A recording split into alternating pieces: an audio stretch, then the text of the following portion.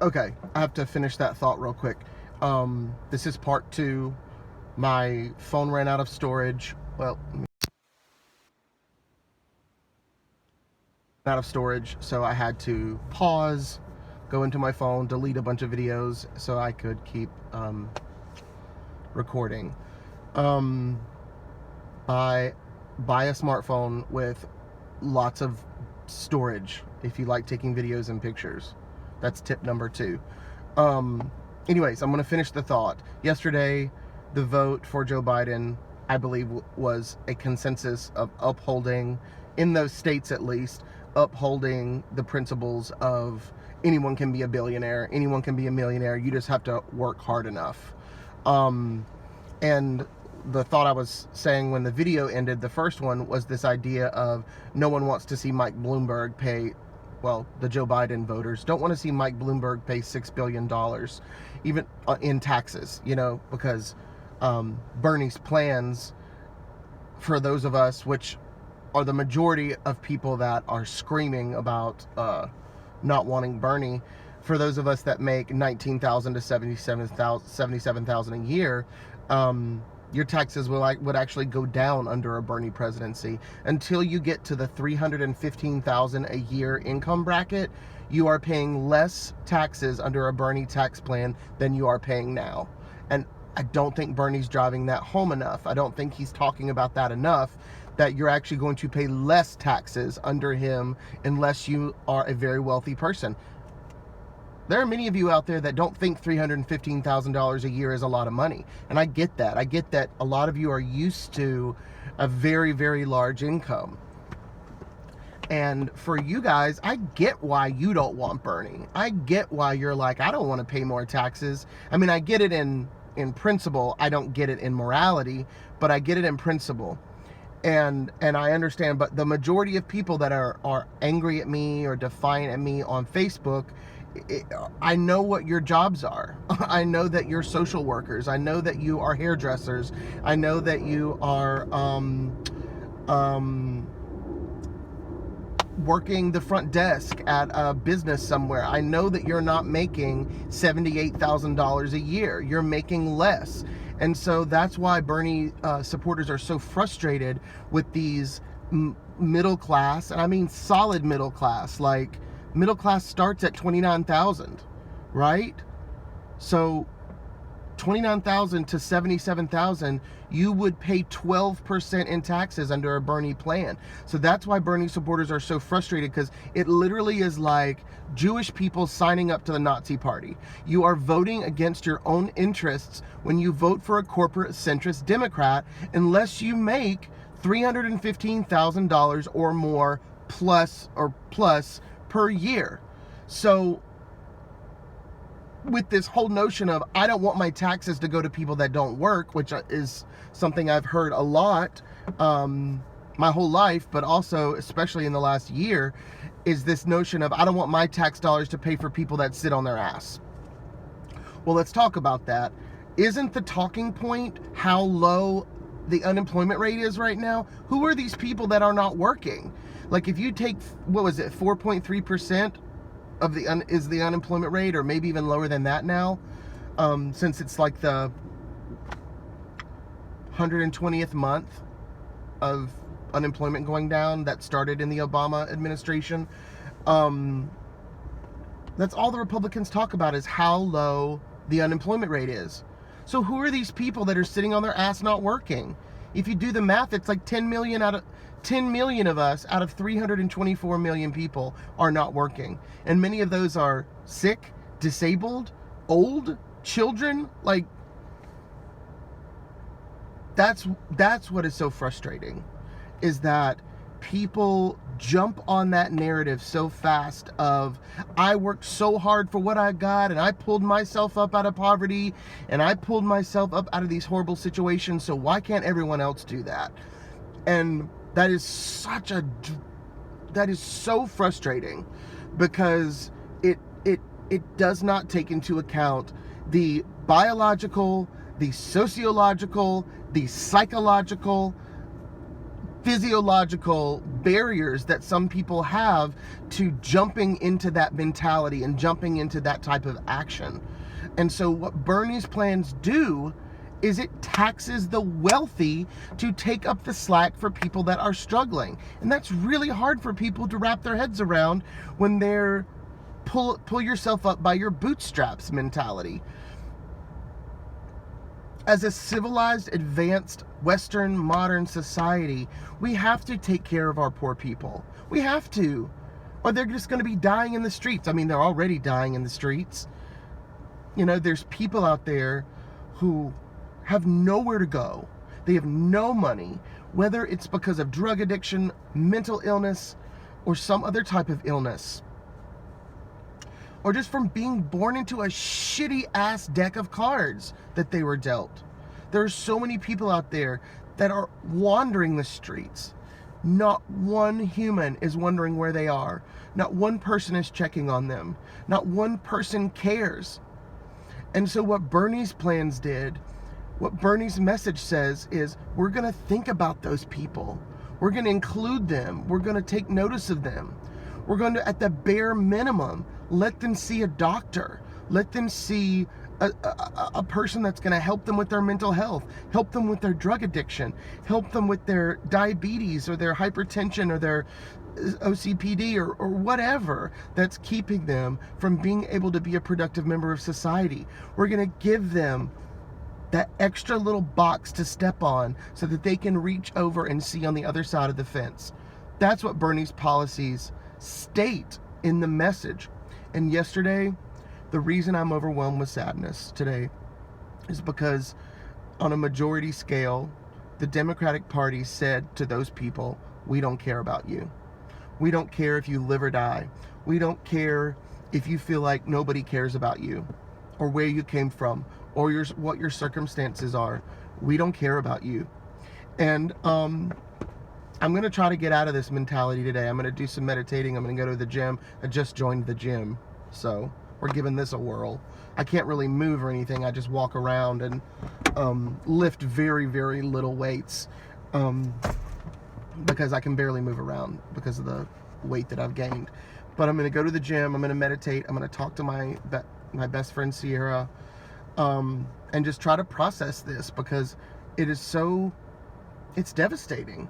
It's devastating to Bernie supporters and to all progressives. Because it really is two ideologies. It's the ideology of pull yourself up by your bootstraps versus let's all work together and let's take care of everybody. Let's help everybody. And the progressives say, I mean, it's just an underlying subtext that if you have $1 billion, there is no reason you shouldn't let go of a couple $1 million. That's another thing. People don't get the difference between $1 billion and $1 million. Like, some of you, maybe many of you, are probably going to have $1 million at some point in your life.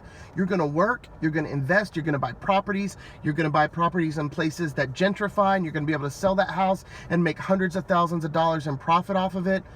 People don't know how to do that. The average person does not know how to do those things. There's like 20% of the population that knows how to invest, how to buy properties, how to flip them, how to build their wealth. People do not know how to do these things. And once you get into that group that doesn't know how to do these things and you're lagging behind and you don't have what the other people have, it's hard to get out of that hole. Yes, it's mental, but at the same time, you just don't know how. And so Bernie's message says, let us give you the bare minimum. Can we give you some health care? Can we give you the ability to go to school? Can we give, I can already hear people, well, anybody can go to school. You can take out loans. I agree with that. Anybody can get student loans. Anybody can. You just have to work hard enough. I totally get that. You got to make the grades to keep that financial aid coming. Anybody can get loans. I get that. But even with small businesses, like people don't open small businesses because of healthcare, because they can't go for that period of time without healthcare. And back to the billionaire thing. People don't get that $1 billion is 1,000 million. Think about the fact that how much it would take for you to earn $1 million and have $1 million in your savings account. Now think of having 1,000 of those. And then someone like Mike Bloomberg has $60,000 million. But yesterday, people showing up for Joe Biden and saying, we don't care about poor people, we don't care about those who can't pull themselves up by their bootstraps.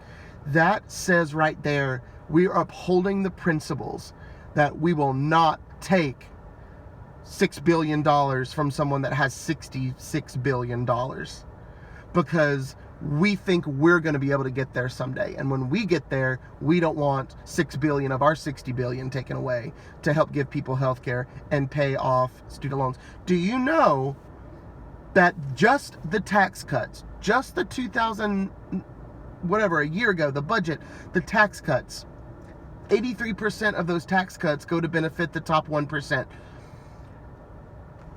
Do you know that if we got those tax cuts back, that if that money came back, that we could literally pay off all student debt, all medical debt, and have $450 billion left over to work on climate change or whatever? This is the stuff that progressives are so angry about and screaming about. It's that you people go and vote for these moderate centrists that are going to uphold these tax cuts that could literally be saving people's lives, pulling people out of poverty. And you keep voting them in. You keep voting these crooks in, these crony capitalist crooks. And you just keep doing it. Because of that hatred for poor people, because of that narrative and that preconceived judgment that poor people are lazy and are not trying, even though there's only 4.3% of the population unemployed. It's such a cunning, sly, deceiving, mischievous story. And most of you fell for it yesterday. The majority of you fell for it yesterday. Because you think that Mike Bloomberg needs $66 billion because you think you might have $66 billion one day. Less than 20% of people in this country ever escape the social class that they were born into. So does that mean 85% of all people are just lazy and can't pull themselves up by their bootstraps? No. It's because you're set up for success, or you're set up for failure, or you're set up for something in between based on biology, sociology, environment, psychology, mental illness, predisposure to addiction. All those factors are a part of that. But yeah, I just wanted to make these videos because I want people to see how passionate I am about this and how much I believe in this. And I might have said you people did this, but I'm not angry at individual people. There was one interchange with someone where they asked me if I was taking a comment personally, that I was talking directly about them. And I think that we resolved it. I don't take anything personally about me. I'm not saying, oh, well, he's this type of person because he does this and he's such a... No, I'm talking about on a grand scale, like all of us. It's so easy to be manipulated by the establishment narratives. And the narrative yesterday was those poor people are lazy and they need to get up off their ass and work, pull themselves up by their bootstraps. That is the message that was processed yesterday, was put forth yesterday. And it breaks my heart that all these people who call themselves liberals, who have been a part of all these movements to get their own rights, to get rights for LGBTQ marriage equality and work protections for trans people and gay people and the women's movement and women's rights and the workers movement, the labor movement and sexual harassment and all these in the workplace and all these movements that people have been so passionate about. It's like they got what they needed, and now those other poor people that are behind me in line, I don't care if they get theirs. I got mine. I'm good. Fuck those people behind me in line. And it's like, it's just devastating. It's heartbreaking. We still have a chance. There are a lot of states coming up next week, and there's probably going to be a debate between Joe Biden and Bernie. Now, if Elizabeth Warren and Bloomberg are on the stage, whatever, that's fine. I won't get into Elizabeth Warren right now. That's a whole nother video of how she sleeps at night. I don't know how she sleeps at night. And it calls into question, has she ever really been a progressive? Has this all been one big play for her? We don't know. But we do know yesterday that she was very, very integral at ensuring Joe Biden's his wins yesterday. She was a very, very large part of that. She was one of the pedals in the vehicle. But if that debate happens and you see Bernie and Joe Biden, and God bless Joe Biden, he's a sweet man, well-intentioned. I think he generally does have a good heart, but he can't talk. And I get it that someone said he has a disability. I have not made fun of him. I've never laughed at his disability, made a joke about it, but we have a problem with this person's ability to string thoughts together and have them come out of his mouth. There is a pause that happens about every 5 to 6 seconds with Joe Biden's thinking, that when he has a thought or a phrase or a statement he's trying to say, he gets into it, and about 5 or 6 seconds after he starts talking, something short circuits and there's some type of delay going on from his brain to his speech. And I'm not making fun of him. I have so much empathy and compassion for that disability. But we're talking about Donald Trump. Donald Trump is going to take that vulnerability, take that weakness, and literally squash him with it. And my heart goes out to him for that disability. But at the same time, we have just decided that this person that literally cannot speak effectively, cannot speak, we have decided that that is the candidate that we are going to put up against the most dangerous president in the history of our country. That's tough. That's tough to swallow, especially knowing how much Bernie is kind of the left populist version of Trump. That he can attack Trump the way Trump attacked the establishment in 2016, but Bernie's actually anti-establishment. He's really anti-establishment. He's not pseudo-fake anti-establishment like Trump. Anyways, it's 17 minutes now. I don't even know if this video will upload to Facebook, but I'm going on and on. This has actually made me feel a lot better to just talk about it, and I hope that my whole intention of this was to try to soften some people's image of Bernie bros and Bernie supporters. I don't think that I did that. I think that I probably did come across as kind of angry, and I apologize for that. I don't mean to come across with anger and judgment, but I just believe in this so much. I believe in moving our society, not just fiscally, but emotionally and mentally. Our group consciousness needs to move more toward a European model, a Scandinavian model. There's a reason why all these mass shootings are happening. There's a reason why people are dying of opiate ODs more than died in the Vietnam War. There's a reason why people are killing themselves at this massive, massive rate. And it's because of the group consciousness of our country, that we don't care about the less fortunate. We don't care about the weakest among us. And everybody's just out for themselves. We're not worrying about our group health, our group mental health. We're only worrying about our own. Anyways, I didn't mean to come across as angry. I'm passionate. I believe in this more than anything I've ever believed in, honestly. It's taught me so much, and also helped with some other things. I'm a person who cares a lot about what people think about me, about what I say. I care about the image that I'm putting across. Always wanting people to like me and think that I'm nice, and I'm really working on that in therapy. I'm working on that in my personal life, trying to just be more authentic and not.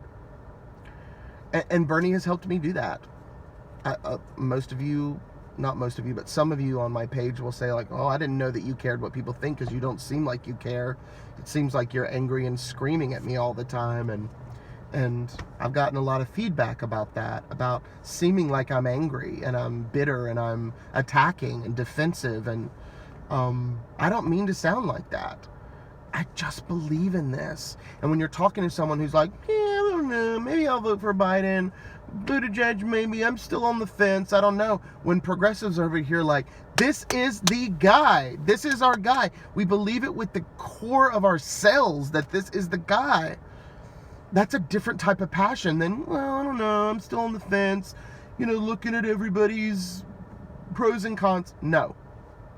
We know who our guy is because we believe in his message and we believe in the ideology of caring about other people and helping people who are vulnerable. Regardless, unconditionally. I feel like I've been screaming. I apologize. Anyways, hope you guys have a good Wednesday. Thank you for watching this if you watched it. It's 20 minutes long. I'm hoping you watched it, but I wouldn't be surprised if you turned it off. I get it. Anyways, peace and love to everybody. I hope that Bernie wins. I still hope, but that's another thing. Oh God, I'm just going on and on.